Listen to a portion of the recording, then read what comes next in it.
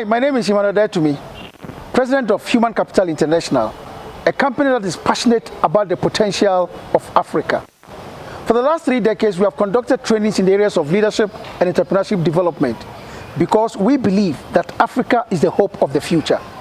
If we're a leader, an entrepreneur, and a young leader on the continent that believes that Africa is the hope of the future, let's make this our mission.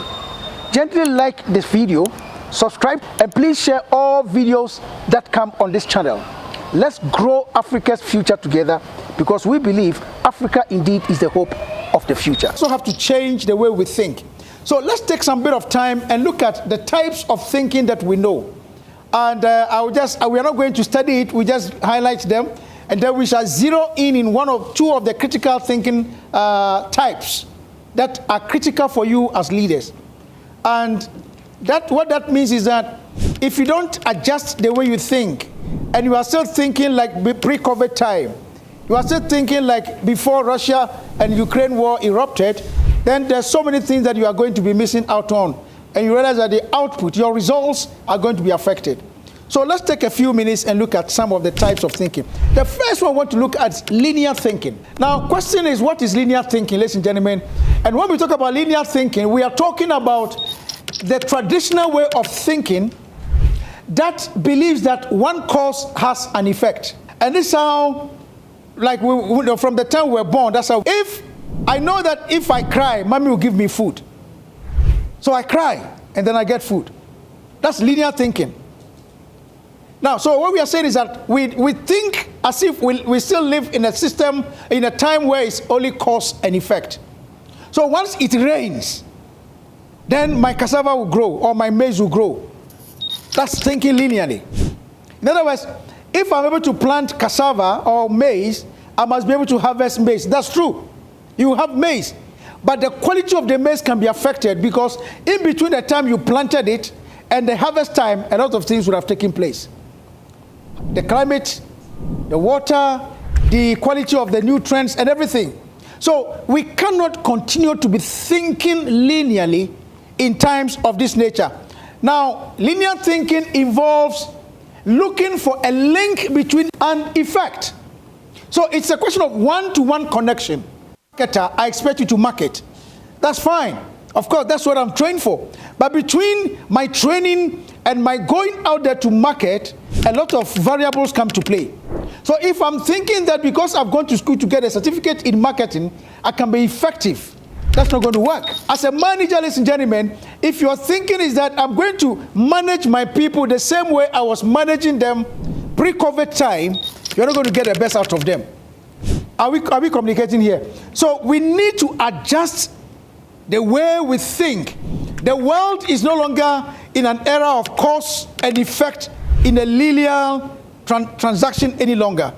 In between, many variables have erupted. We're in Uganda, some are in Kenya, some are in Tanzania. But what is happening between China, Saudi Arabia, and Iran is going to affect us. What is happening between South Africa, Brazil, Russia, India, and the rest?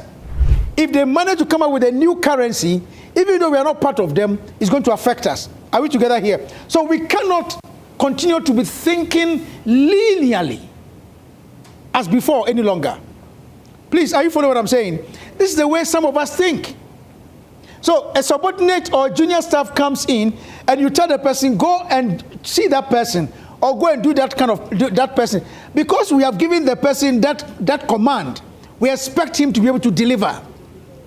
That's a linear thinking. But you look at the demeanor of the person, you realize that on that particular day, he's not looking the way you always looked. So you can't think that because you have told him to do whatever he needs to do, and he has done it all the time, he must be able to deliver it. That's linear thinking. What about going beyond that and asking, perhaps there's something else? The moment you realize that there's something else happening, that means the equation has changed. Something else has come in here. So the world is no longer in a system where we got to think linearly any longer. So there are some drawbacks, and some of the drawbacks are this. It doesn't look at things as a complex system. And all of us know that today the world is no longer as simple as we found it. Are we together here? Today we are here right now.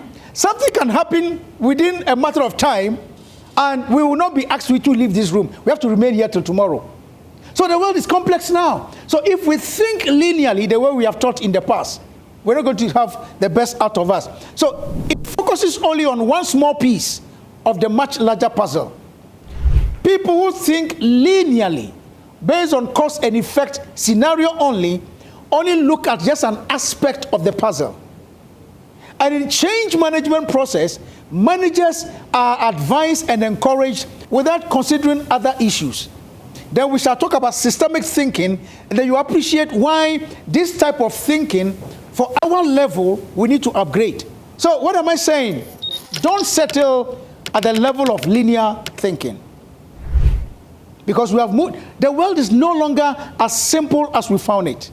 So the second one is event-oriented thinking. There are some of us, all we know to do is to think in terms of events. So what that means is that we are thinking of life as being made up of a series of events, not a system. Not a system. So once something takes place, if it is the foundation of logic, if we do A, then B will happen. Okay? So let's take ICT. ICT says, now, unless I get additional input, I cannot deliver. So if I get the additional input, then I can deliver the results we are talking about. Are you sure? How about what you have now? Have you talked about it that way? Have you modified it that way? Have you looked at it from the another angle? Because the world is now as complex as we are seeing it now. So we must move away from thinking linearly, cause and effect, and now even move away from events, saying that if A happens, then I'll get B. If I get A, I'll get B. It doesn't work like that any longer. Every event is believed to have a cause, like the linear thinking. And if we change the cause, then the event will also happen or will also change. That's not working any longer. It can happen up to a point, but if you stay there, a lot is not going to work for you. It has a drawback. What I say is disadvantage. What are some of them? It is ineffective in dealing with today's complex problems or systems. So we are encouraged to not always think in terms of linear or events, but move to another level. The next one is lateral thinking. Lateral thinking. And I hope that you are getting the differences. Lateral thinking. Now, lateral thinking is used to get beyond seeing problems as having one set of solution.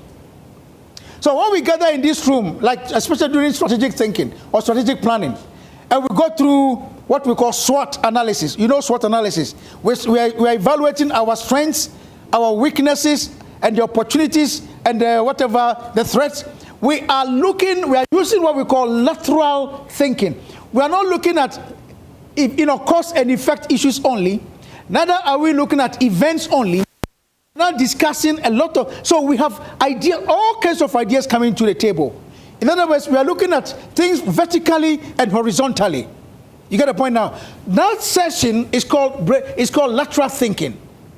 And for managers, it is important for us to upgrade to this level, where we no longer look at things from our perspectives only. Remember in the morning we said that if we leave the management of the hotel, of the industry, of the business, to only management, we are losing out on the brains of the other people, because then we are not thinking laterally. Are we together here? So the disadvantage of this is that a lot of times when we use lateral thinking, we are not able to put a stop to this thing. We allow any idea to come on board. Now what that means is that it brings about time consuming. They are not able to take the decision. They want to see every light become green before they can take a decision. Are we together? So lateral thinking, listen gentlemen, is good. Number two, no idea is discouraged. So all ideas are initially given the same weight, even if they are inappropriate. So therefore, we are encouraged to move to critical thinking. So you see that it's becoming harder now. So we move from linear thinking, you go to event-oriented thinking, then you move to lateral thinking. Now, you say, now we have got to a position where you need to critically apply the brains. Not that you are not thinking. Now, one of the things I always tell people, if you are worrying, doesn't mean you are thinking. You can worry without thinking. You get a point? You worry because you are not thinking of solution. You're only looking at the issues that are confronting you. But critical thinking now helps you to go deeper by asking questions, by challenging your initial solutions as well. So this involves analyzing facts. Not just analyzing them, but in an objective manner so that a sound judgment can be reached. This is critical thinking. And leaders, because of the complexity of the world that we find ourselves in, we are all encouraged to learn how to think critically. So when there's a problem, you don't just look at the problem from one side only. Look at it from different sides, different aspects of the problem. What we call holistic thinking. Even though you might have arrived at a particular solution, go back to review the facts that enabled you to get to that solution. Has it changed? You get a point now. Has that fact that enabled you to arrive at that particular solution, has those facts changed? And if they have changed, what must you do? That can only be done when you use critical thinking. And most of the time, those who do mathematics, the accounts people, the finance people, they engage in what? Critical thinking here. Because, for example, if you are going to the bank to borrow money, and the bank says that it's maybe, one bank says, I'll give it to you at 7%. Another bank says, I'll give it to you maybe at 10%. Now, you are tempted to say that, okay, between 10 and 7, 7 is cheaper. So let me take 7. But unknowing to you, there are other hidden charges within the 7 that the 10 is not going to give you. But because you are looking at things at the level, you go and take it. But the finance guys who are applying critical thinking will subject the facts to analysis and look at it in a broader sense. Discover, okay, but this 7 looks good on paper. But look at this other charge. Look at that other charge. Look at that other charge. When you put all of that together, the 10% and the 7%, all of that come to play when you engage in critical thinking. There's a problem that has erupted in your department. Instead of looking at it critically, you're looking for what we call scapegoats. Where did the problem come from? Who is to be blamed? And all of that. But if you took time to look at the facts and analyze them critically, the solution that will come up would even be better. You might even buy Coca-Cola for the one who created the problem. Because the problem would have exposed other problems that were hidden that you didn't know. Are we together here? So that is what we call critical thinking over here. Now, later on, maybe you can take your time and read more about it. But let's look at systemic thinking here. This is my core here. This is what I want us to focus on here. This is and this one is linked to the critical thinking here. And as a manager, it's important for you to understand what this type of thinking is all about. Now, system thinking is a way of thinking about and a language of describing and understanding. This is Peter Sage. Peter Sage is one of the guys, professors who developed this particular type of thinking. Everything we are discussing here has been proved, empirically done, and proven that if we apply this type of thinking in our time, we are likely to have a lot of solutions. Now, so he talks about the fact that it's got a language, it has got elements, it has got purpose, and there are what we call interrelationships that predict behavioral patterns. Those are big languages, but I'm going to break it down with some diagrams for us to look at it. So, what is systems? A system is a group of things that are interconnected and demonstrate their own behavior pattern over time. Let's take the hotel as an example. Okay? Before a guest comes into this hotel, where does the guest start from? Yes? Website. Good. How is a website connected to the front office? Sorry? Internet. But okay. But the website is connected to the front office. Yes. So even the front office in Kampala, the guest is in, let's say, America, but he's able to communicate with somebody in Kampala because of what? System. Before the guest arrives here, the home, what do you call it? The housekeeping people know about the guest. The kitchen people know about the guest. Even the barman knows about the guest. All of these are happening because of what we call systems. Are we together? Yes. Now, before the guest arrives, we can predict the guest's likes and dislikes. So there is a behavior, there are interconnectivities that determines the behavior of the person. If the guy likes alcohol, you know. If he doesn't like alcohol, you know. So you can predict the behavior to some extent. All of that are based on systems. And so for a manager, you may work in F&B. Alex. Now, but F&B is connected to events. Events is connected to finance. Like when you are doing your presentation, you allude to some factors that you're giving figures and all of that. And you then talked about the fact that when you are doing your, how do you call it? When you are coming out with your seasonal rates, you call it what? Retail rates. How do you come by your retail rates? Because you look at other factors. So you don't just sit in accounts and then come up with rates. You look at so many factors. All of that is what we call interrelationships. Are we together here? And that can predict a certain kind of behavior. Now, what does that mean to us as managers in change management? That is what we want to look at here. Now, look at this. I want to show you a particular diagram, something here. Now, in the past, if I wanted to change my outcome, my results, I focus on my strategy and I also focus on my vision. Thank you so much for investing your treasure time. This mission is for generations and generations for the good of Africa. Watch out for our next video. Africa needs you.